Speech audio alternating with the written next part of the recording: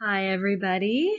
All right, today we are doing some more examples of algebraic proofs. So honestly, I think we'll kind of jump right into it. I think I have my reminder that we mentioned last time about trying to keep it straight in our heads. Measures, length, angle, degrees, etc. Those are things that we can say are equal to each other, use our properties of equality for. Meanwhile, the actual angles themselves that are congruent to each other, segments that can be congruent to each other, can't use those same exact properties. So be careful there. Now, we'll really dive into some purely algebraic proofs. So not really super geometric here, but still getting some good practice with the concept. So we'll do the first one together. If you feel confident, just kind of jumping in, go for it. But this is one where we'll have to end up using our transitive property at one point or another. And that's something we haven't necessarily seen, at least in our examples so far together. So you may want to watch this one and try the remaining ones on your own, but we'll at least go through this. Okay, so we are given three different equations. We're given G equals 2H. We're given G plus H equals K, and K equals M.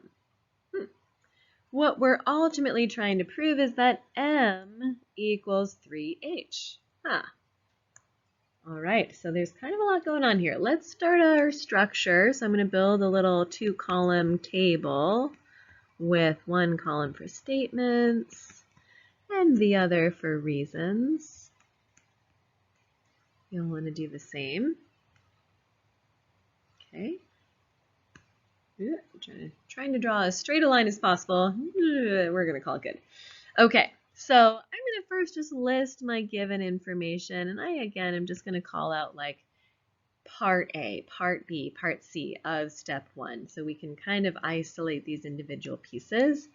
And maybe I'll do a tiny bit of color coding too. So G equals 2H was one of our given pieces of information. G plus H equals K. And part C is K equals M. Okay, so all of that was given to us at the beginning. Alrighty, so we could do kind of a variety of things here.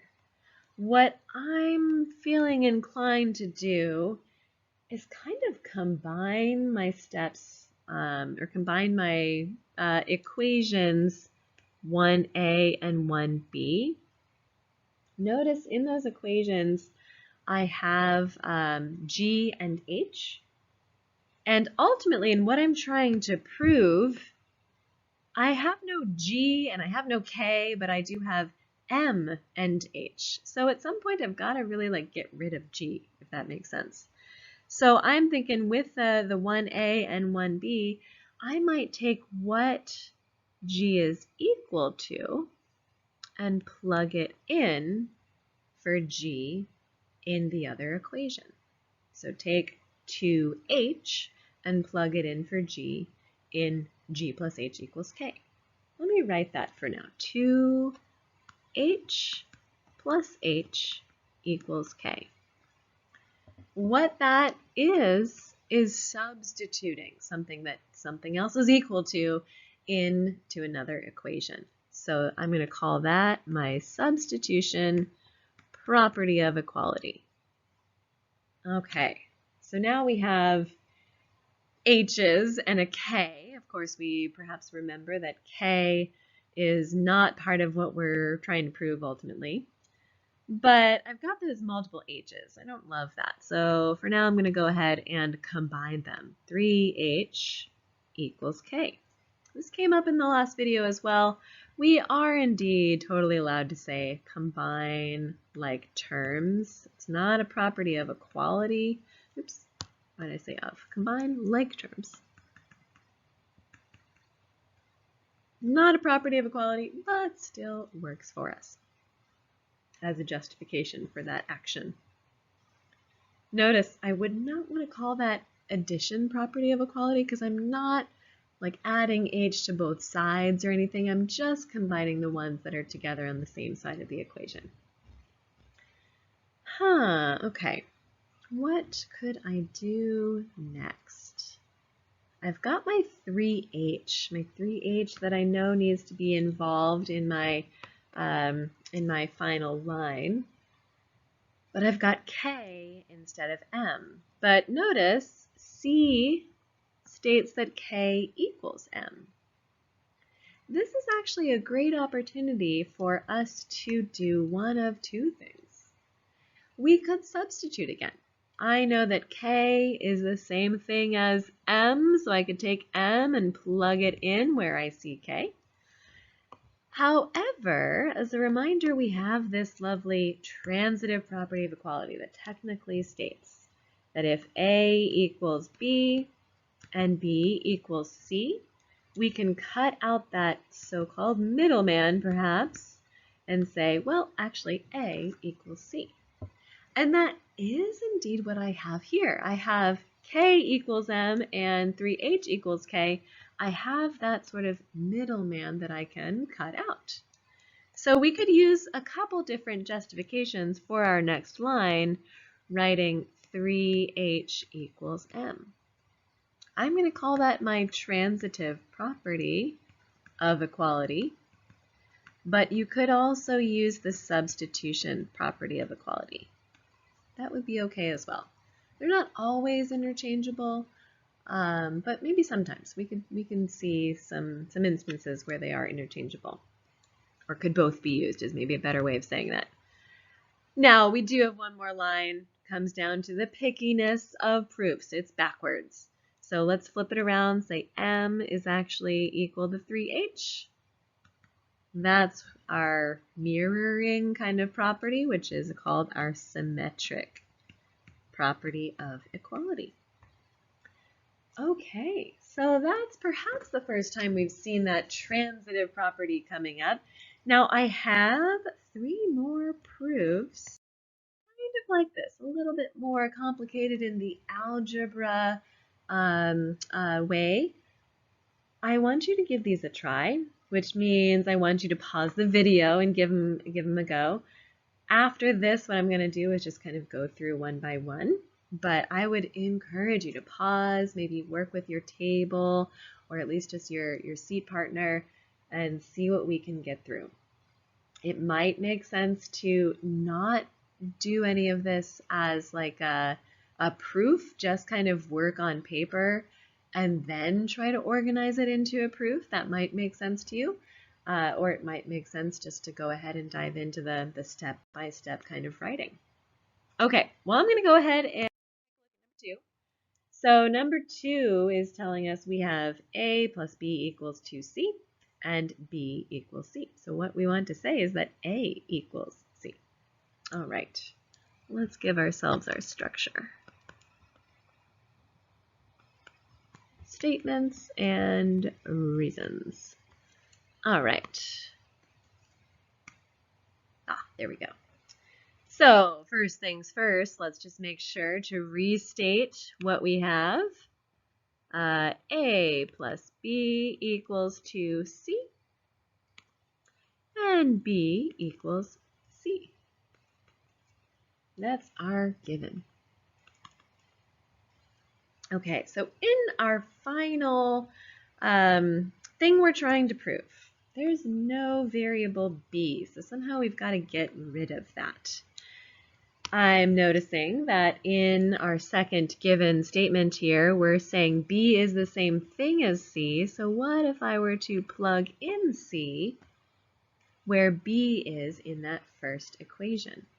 That would be substitution there. So I might say A plus C is equal to 2C. And that, again, was our substitution property of equality. Careful, we're using SUBS, or perhaps the whole word substitution, to avoid any confusion with the subtraction property. Well, we're actually real close here to being done. We want A to be equal to C. Right now, A plus C equals 2C, which kind of means there's some extra C's going on here. If I were to subtract 1C from each side of the equation, that's going to cancel the C entirely from the left side and cancel one of the C's from the right side. So my result is A equals C. How I got there was subtracting, okay, make sure that looks different than substitution, subtracting something from both sides or using the subtraction property of equality. And that's it, 3 lines right there. Alrighty, let's do the other two for number 3. We have m plus n equals p, p equals 3r, m equals n. Okay. Statements and reasons. Okay. So I'm just going to jump in for restating here. M plus n equals p, p equals 3r, and m equals n. That's all given. Now if I look back at what I'm supposed to prove, I'm trying to prove that 3r equals 2n, so there's definitely no p involved there, and there's no m involved there. So in some way, I need to figure out how to have some equation that only involves r and n. I only see r once. Okay, so we're going to have to work with equation B there for sure. And I see n a couple different places. Okay, so maybe I'll start by thinking about maybe taking, what do I want to take actually? This is a good question. Could go in a few different orders, I guess. But I'm noticing that my first 2 pieces of given information both include p. And in the end, I don't want my equation to have p at all. And notice on one side of my equation is p, and on the other equation, p is on the other side. That is like where we get to cancel our middleman. So we can, in other words, use the transitive property. Oops, why am I writing the reason there? Let's write our reason over here. We can use our transitive property to cut out that middleman and set the other pieces of our equation equal to each other. So we'll have m plus n equals 3r. Okay, so we've gotten rid of one of the variables. That's a pretty good start. I still have an m hanging around, but of course we've got that third piece of given information saying m is equal to n. So if m is the same thing as n, then I can actually take n and plug it in where I see m. I feel like that might sound kind of confusing just based on the fact that we're talking about letters. It sounds super similar. Hopefully we're able to follow that okay. I'm going to take m and put in n instead. So n plus n equals 3r. That is the substitution property of equality. Okay, we're pretty darn close here. We've got like terms, an n and another n that we can combine. So let's call that 2n equals 3r. We've seen this a few times, that next step. What did I do? Combine terms. Our last step is to say, well, we really technically are proving 3r equals 2n, so let's move that around. It's not the reflexive property, it is indeed the symmetric property. Okay, so I'm just going to remind us, the reflexive property, we really haven't had an opportunity to use that yet. We will see that later, just not really at the moment. That's if we're saying like n equals n. Right now, that's silly. We don't need to state that, but later it's going to be important to state that certain things are equal to themselves. So that's the reflexive property. When we flip something around, that's the symmetric property. Okay, one more to go. Let's take a look here. 2x equals g, x equals 2y, and g equals f. So I'm just going to immediately look at what is it that I'm trying to get for y equals f. So we don't have any x. We don't have any g. Okay, so we want to basically end up without those variables in our equations, or in our final equation. So I'm going to say statements and reason, and I'm going to take a little bit of a shortcut and make S and R for those columns. You're welcome to do the same thing. Okay, given information first, we have 2x equals g. Next, we have x equals 2y, and g equals f. Good old given information. If we were looking at a proof and had no idea what to do, you can always write this and get at least something. Get at least a point if this was a test, let's say. Okay, next thing I might do, let's see if we can kind of test this out. There are certainly other ways to go through this, but if I said 2x equals f, what have I done there? 2x equals f. Doesn't match to any of the original statements, but it is real close. What happened there is I took my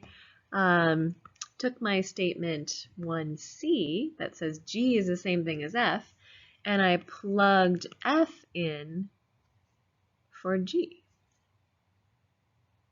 So that would be substitution there. Using a lot of substitution in these examples. Okay, so if we have 2x equals f, what could we do with that? Well, remember, x is the same thing as 2y. So we could do substitution again here. Instead of 2x, we're going to say 2 times 2y, instead of x there, equals f. So we're still using the same equation from number 2, just taking out x and putting in 2y instead. And that's really the same thing. Honestly, when we're using the same step, I do like to say like same as above, using those little quotes. You're welcome to use that shortcut as well. I also think I might mention, back from step number 2, this could also have been our transitive property. Since we had this location of g on like one side of our equation and then the other, we did really cut out the middleman there. We cut out g to say 2x equals f, so that could certainly have been the transitive property instead. Another case where they're both possible. Okay, well, I have 2 times 2y equals f. Hey, I'm super close to what it is I'm trying to prove. I'm trying to get to 4y equals f. So is that the multiplication property of equality? No, I did not just multiply both sides by 2. No. All I really did here was simplify. So here's another example, kind of like when we say combine like terms. This isn't a property of equality, but it is a valid justification in an algebra context of something you're allowed to do. All right, that is our video for today. You've got some more practice with algebraic proofs to be working on. Thank you, everybody.